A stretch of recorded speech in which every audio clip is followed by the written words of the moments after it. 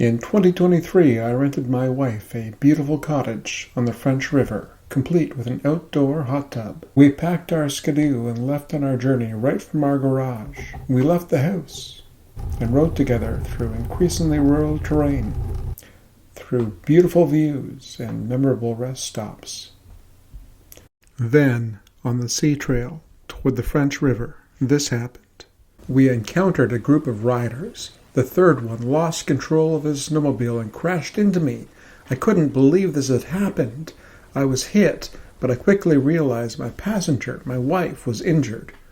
To their credit, the oncoming riders were only interested to know if everyone was okay and to render first aid. Let's look at the crash in detail. The rider is steering to his right, but rolls left. Steers left to correct the roll, but then makes a hard right to avoid the collision. Roll over. His helmet strikes my thigh, which is soft for him, but strong for me.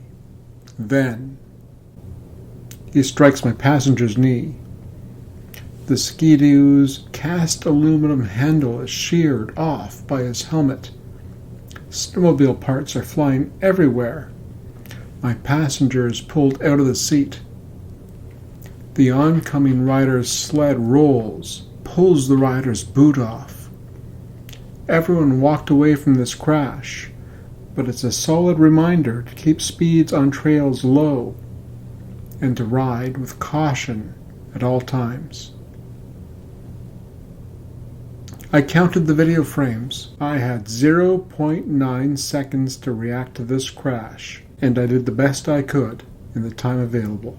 I'm now formally recommending that you do not give hand signals. Instead, keep your left hand on your brake while riding on trails. The following day, she couldn't walk, so I had a friend collect me and bring me back home, where I took my SUV and a utility trailer back to the cottage, and I drove my wife home. The oncoming rider was super cooperative with insurance and covered the skidoo repairs, as well as the x-rays my wife's doctor recommended.